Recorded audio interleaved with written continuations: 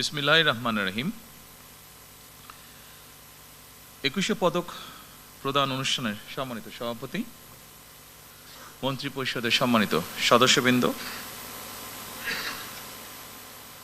সেনাবাহিনী, নৌবাহিনী, বিমান বাহিনী প্রধানগণ, সশস্ত্র বাহিনীর সদস্যবৃন্দ, মেম্বার্স অফ ডিপ্লোম্যাটিক কমিউনিটি, পদকপ্রাপ্ত কৃতিজন এবং সম্মানিত সকল উপস্থিতি সুধীবৃন্দ, আসসালামু আলাইকুম। আজকের এই মহতী অনুষ্ঠানে এমন কিছু কৃতিমান ব্যক্তিত্ব উপস্থিত হয়েছেন যারা শিক্ষা, সংস্কৃতি, শিল্পকলার বিভিন্ন শাখায় অবদান রেখে নিজ গুণে সমাদৃত হয়েছেন। আমি অনুষ্ঠানের শুরুতেই এই কৃতিমানদের জানাই আন্তরিক অভিনন্দন। রাজনীতিবিদগণ রাষ্ট্র পরিচালনার দায়িত্বে থাকলেও একজন রাজনৈতিক কর্মী হিসাবে আমি বিশ্বাস করি জ্ঞানী গুণীজন দিক নির্দেশনার ভূমিকা পালন করে থাকেন। একটি রাষ্ট্র এবং সমাজে কৃতি মানুষদের সংখ্যা যত বেশি বাড়তে থাকবে, সমৃদ্ধি এবং নৈতিকতার মানদণ্ডে সেই সমাজ তত বেশি আলোকিত হতে থাকবে। সুতরাং রাষ্ট্র তার নিজের প্রয়োজনেই জ্ঞানী গুণী মানুষদের সম্মানিত করে। সম্মানিত সকল উপস্থিতিবৃন্দ, সুধীবৃন্দ, এই উপলব্ধি থেকেই স্বাধীনতার ঘোষক শহীদ প্রেসিডেন্ট জিয়াউর রহমান স্বাধীন বাংলাদেশে প্রথমবারের মতন ২১শে পদক প্রবর্তন করেছিলেন। এটি শুধু একটি পদকই নয়, বরং এই পদকের মধ্য দিয়ে ৫২ ভাষা আন্দোলন থেকে আজ পর্যন্ত বাংলাদেশের ঐতিহাসিক ঘটনাবলীকে স্মরণে আনার পাশাপাশি যেসব বিজ্ঞজন শিক্ষা, সাহিত্য, শিল্পকলা, গবেষণা ও চর্চায় নিজেদেরকে এবং রাষ্ট্র ও সমাজকে সমৃদ্ধ করেছেন, তাদের সঙ্গে আপামর জনসাধারণের পরিচয় ঘটে।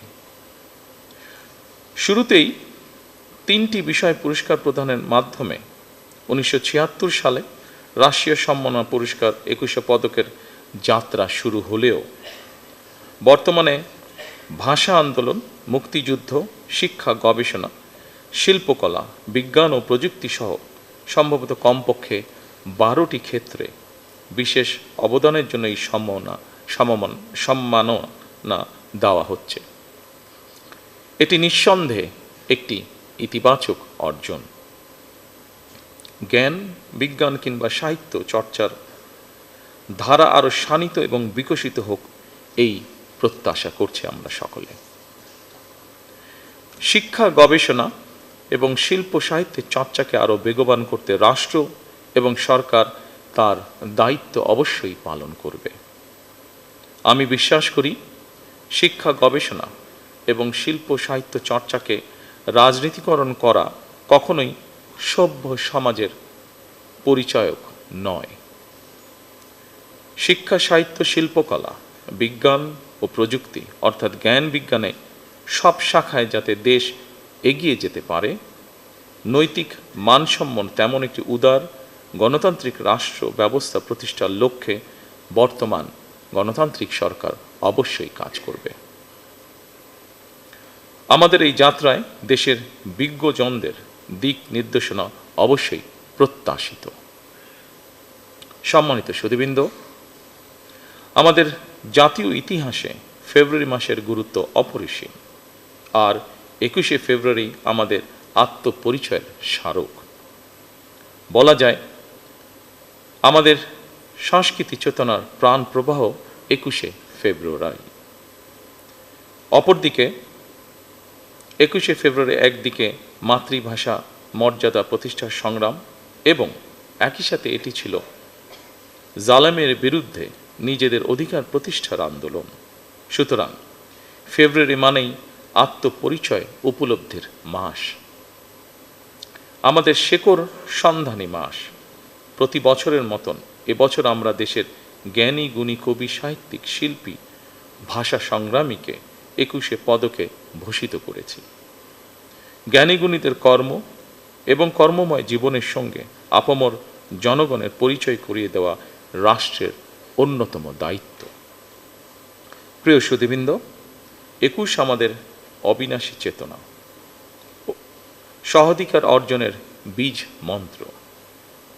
এবার আমরা ভাষা আন্দোলনের ৭৪ বছর অতিক্রম করে ৭৫ বছরে পদার্পণ করছি। অমর ২১-এর ভাষা শহীদদের স্মরণে প্রবর্তিত আজকের ২১শে পদক প্রদান অনুষ্ঠানে আমি গভীর শ্রদ্ধার সঙ্গে স্মরণ করছি ভাষা সংগ্রামীদের। আল্লাহ তাদের মৃত্যুকে শহীদি মৃত্যু হিসাবে কবুল করুন। আজ যারা ২১শে পদকে ভূষিত হলেন, আপনাদের সবাইকে জানাই আন্তরিক অভিনন্দন এবং শুভেচ্ছা।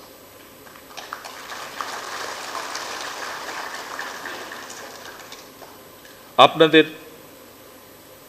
সৃজনমুখর জীবন আরও দীর্ঘ হোক, কল্যাণময় হোক, আল্লাহর দরবারে সেই প্রার্থনা করছি।